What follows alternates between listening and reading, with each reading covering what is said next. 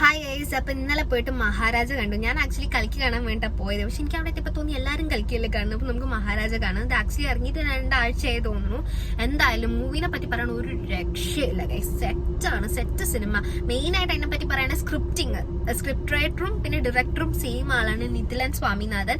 ആളുടെ ബെസ്റ്റ് കൊടുത്തിട്ടുണ്ട്. കാരണം അത് ആ സിനിമയിൽ കാണാനും ഉണ്ട്. പിന്നെ നമ്മുടെ വിജയ് സേതുപതിയുടെ 50ാമത്തെ സിനിമയാണ്. ആള് നല്ല തകർത്ത് അഴിഞ്ഞാടി അഭിനയിച്ചിട്ടുണ്ട്. അതില് അടിപൊളി അഭിനയമായിരുന്നു. ആള് മാത്രല്ല കേട്ടോ, like each and every actors, ഏറ്റവും സ്ക്രീൻ സ്പേസ് കുറഞ്ഞ ആൾ മുതൽ ഏറ്റവും കൂടുതൽ സ്ക്രീൻ സ്പേസ് ഉള്ളവർ വരെ എല്ലാവരും നല്ല രീതിയിൽ അഭിനയിച്ചിട്ടുണ്ട്. പിന്നെ വില്ലൻ ആളും നല്ലോണം അഭിനയിച്ചിട്ടുണ്ട്. പിന്നെ അതിന്റെ ലൈക്ക് എല്ലാം പറയണേ, സിനിമറ്റോഗ്രാഫി, മ്യൂസിക്, എഡിറ്റിംഗ് ഒക്കെ അടിപൊളിയായിരുന്നു ഗൈസ്. മ്യൂസിക് ഒക്കെ എന്ന് പറഞ്ഞാൽ വില്ലൻ ലൈക്ക് ഒരു 2 ഫേസ് ഉള്ള ആളായിട്ട് അതിൽ പോർട്രേറ്റ് ചെയ്യണം. അപ്പൊ ചില സീനിൽ ഭയങ്കര സഹതാപകരമായ മ്യൂസിക് കൊടുക്കുമ്പോൾ നമുക്ക് ആളോട് അങ്ങനെ ഒരു ഫീൽ വരും. എന്റെ നെക്സ്റ്റ് ലൈക്ക് പിന്നെ ഉൾട്ടായി കാണിക്കുന്നത്, ആള് നേരെ ഓപ്പോസിറ്റ് ക്യാരക്ടർ കാണിക്കുന്നത്. അപ്പൊ നമുക്ക് ആളോട് ദേഷ്യം ഫീൽ ചെയ്യും. പിന്നെ പറയാനാണെങ്കിൽ മമത മോഹൻദാസ് ഉണ്ടായിരുന്നു. ആൾക്ക് അത്രമാത്രം ഒന്നും ചെയ്യാനില്ല, ഒരു ചെറിയൊരു സപ്പോർട്ടിങ് റോൾ ആയിട്ടുള്ള ഒരു ക്യാരക്ടർ ആയിരുന്നു. ദെൻ പറയാനുള്ള ഒരു പോലീസ് ഓഫീസർ ഉണ്ടായിരുന്നു. അതില് ഒരു ഹെഡ് ആയിട്ടുള്ള ആളും നല്ല അടിപൊളിയായിട്ട് അഭിനയിച്ചു. അവരൊരു ട്വിസ്റ്റ് തരുന്നുണ്ട് ലാസ്റ്റ് നമുക്ക് ആള്. പിന്നെ കുറേ ട്വിസ്റ്റ് വരുന്നുണ്ട്. പിന്നെ നമുക്കതൊരു ക്രൈം ഇൻവെസ്റ്റിഗേഷൻ ത്രില്ലറാണ്. ചിലതൊക്കെ നമുക്ക് ഇങ്ങനെ നേരത്തെ പ്രഡിക്റ്റ് ചെയ്യാൻ പറ്റും ചില സിനിമകളിലൊക്കെ. ഇത് അങ്ങനെ നമുക്ക് പറ്റില്ല ഗൈസ്, നമുക്ക് അത്രമാത്രം ഒന്നും പ്രഡിക്റ്റ് ചെയ്യാൻ പറ്റില്ല. പിന്നെ ഇതിന്റെ ലാസ്റ്റുള്ള ഒരു ക്ലൈമാക്സ്, ആ ഒരു മെയിൻ ലൈൻ, ചില ക്ലൈമാക്സുകളൊക്കെ ഇതിന് മുന്നേ വന്നതാണ്. പക്ഷെ നമുക്ക് അങ്ങനെ ഒരു ഫീൽ തരുന്നില്ല.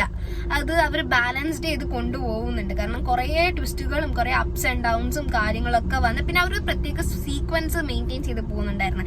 ഈ പാസ്റ്റ് പ്രസന്റ് കാര്യങ്ങളൊക്കെ. അങ്ങനത്തെ ചില സിനിമകളൊക്കെ കണ്ടു കഴിഞ്ഞാൽ നമ്മൾ ലാസ്റ്റ് തിയേറ്ററിൽ നമുക്ക് ഇതിപ്പോ എന്താ ഇവിടെ ഉണ്ടായേ, എന്താ നമുക്ക് കഥ മനസ്സിലാവില്ല. ഇത് അങ്ങനെ ഒരു സംഭവം അവർക്ക് ആ ഒരു അബദ്ധം പറ്റിയിട്ടില്ല.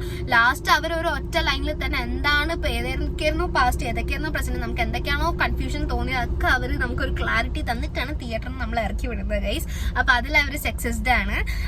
പിന്നെ പറയാനാണെങ്കിൽ ഇതൊക്കെ ഒരു ഫൈറ്റിങ്ങും സീൻസും കാര്യങ്ങളൊക്കെ അതൊക്കെ നല്ല നല്ല ഭയങ്കര നമ്മളിങ്ങനെ ശരീരം ഇങ്ങനെ വെറുപ്പിക്കുന്ന രീതിയിലൊക്കെ ഉള്ള ചില സീൻസും കാര്യങ്ങളൊക്കെ ഉണ്ടായിരുന്നു.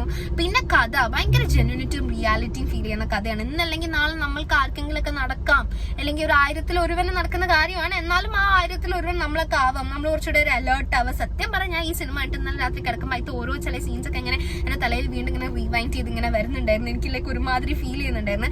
അപ്പം ഇതൊരു ലൈക്ക് അവർക്ക് ആ ഒരു ഇമ്പാക്ട് തരാൻ പറ്റിയതിനെ കൊണ്ടാണല്ലോ ആസ് എ ഓഡിയൻസ് എനിക്ക് അങ്ങനെ ഫീൽ ചെയ്തത്. കാരണം ചില കഥകളുണ്ട് നമ്മളെ നാട്ടിൽ നടക്കാനേ സാധ്യതയില്ലാത്ത കാര്യങ്ങൾ, ലൈക്ക് എന്തൊക്കെയോ ഇങ്ങനെ വെറുതെ എഴുതി പിടിപ്പിച്ച പോലെ. അത് അങ്ങനെ ഒരു ഫീൽ ഇല്ല. നമുക്ക് ഭയങ്കര നമുക്ക് ഭയങ്കര റിയാലിറ്റി ഫീൽ ചെയ്യുന്നുണ്ട് ആ കഥ കാണുന്ന സമയത്ത്. ഒരു സാധാരണക്കാരന്റെ ലൈഫിൽ നടക്കുന്ന കുറേ എക്സ്ട്രാ ഓർഡിനറി ഇവന്റ്സും കാര്യങ്ങളും ഒക്കെ ഫോക്കസ് ചെയ്തിട്ട് അവിടുന്ന് ഒരു സാധനം നഷ്ടപ്പെട്ടു പോകുന്നതും കാണാണ്ടായി പോകുന്ന ഒരു പോലീസ് സ്റ്റേഷനും അങ്ങനെ കുറെ സീൻസ് ഒക്കെ ഇൻവോൾവ് ചെയ്തിട്ടുള്ള ഒരു കഥയാണ് ഗൈസ്. എന്തായാലും അടിപൊളി സെറ്റാണ്. എന്തായാലും കണ്ടിരിക്കേണ്ട ഒരു മൂവിയാണ്, എല്ലാവരും കണ്ടിരിക്കേണ്ട മൂവിയാണ്. അത്രയും എഫേർട്ട് അവർ ഇട്ടിട്ടുണ്ട്. അപ്പൊ നമുക്ക് ചെയ്യാൻ പറ്റുന്ന വെച്ചാൽ നമുക്ക് ആ സിനിമ പോയി കാണാൻ, അതിനെ അപ്രീഷിയേറ്റ് ചെയ്താൽ നമുക്ക് ചെയ്യാൻ പറ്റിയ കാര്യം.